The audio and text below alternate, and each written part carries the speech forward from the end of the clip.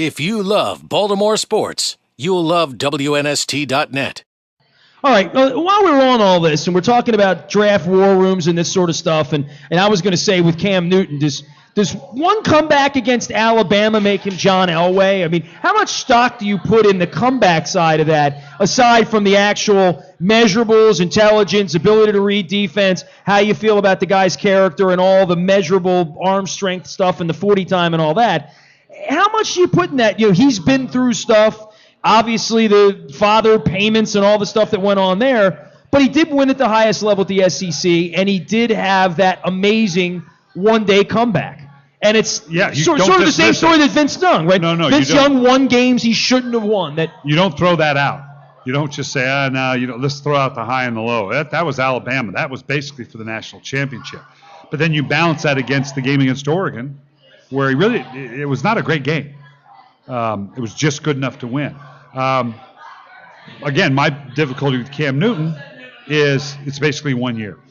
It's about a dozen throws, 2 dozen throws, because you can't take what he did in the spread and extrapolate it into a pro offense. Only about 25, 30 of the throws. So, to choose him, that's hard to do. Doesn't mean he's not going to be great, but that's a hard one to pull the trigger on when you have that limited amount of data. I guess the question to follow up with what Nestor asked is that in big game scenarios and what you do when the lights shine the brightest. Joe didn't have a lot of those. He played at Delaware. I mean, he only played a couple of even Division I teams during his career. When the lights shine the brightest, does that matter more as you're looking at a player? Do you say to yourself, we got to look at this a little bit more than we would look at what he did against Appalachian State? The comfort zone of taking Cam in that regard, you're much more comfortable taking Cam Newton from Auburn, who's been in the national championship game, than Joe Flacco, who was at Delaware. Now, Joe proved that he could do it. He had that cool demeanor about him.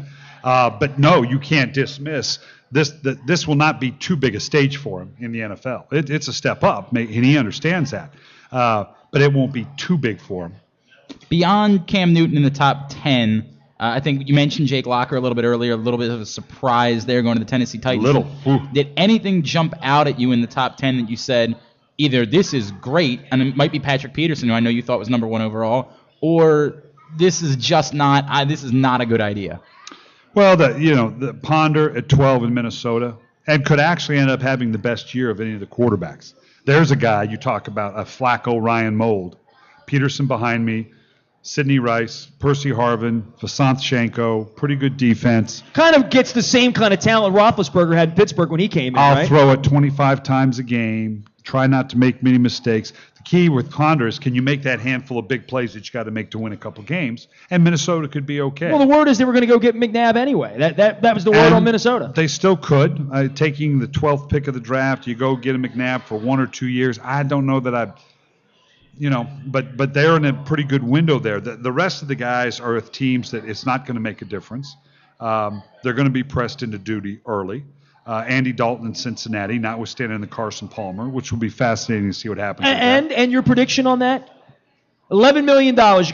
Carson must really hate Marvin or hate Cincinnati or hate the situation. I think he's just worn out. I think they'll blink first. I think he'll legitimately sit out, saying, "Look, you need for me to go someplace else." And I don't know. This is a unique year because you throw on the flack of a collective bargaining agreement, the ability to trade. There's part of it could say, well, we just made it more attractive with A.J. Green. They may make it attractive for someone else to come in too. Because even though they took, Andy Dalton at 35 is perfect. It's like Jimmy Clausen last year. You don't have to start this guy. And you might want to play him later on. They like him, obviously. But the pressure, the difference between Andy Dalton at 35 and Christian Ponder at 12, huge. And I would equate the two. Second pick, Broncos take Von Miller. And I'm not even as interested in Von Miller, which looked to be a pretty apparent pick for them, although maybe you would have taken Patrick Peterson if you were there. What do you think of John Elway at this point, running an organization? I watched him work, and I like John Fox immensely, and I know you do as well in that situation out there. It seems to me they're as poised as any team to maybe make a quicker comeback, especially in that division.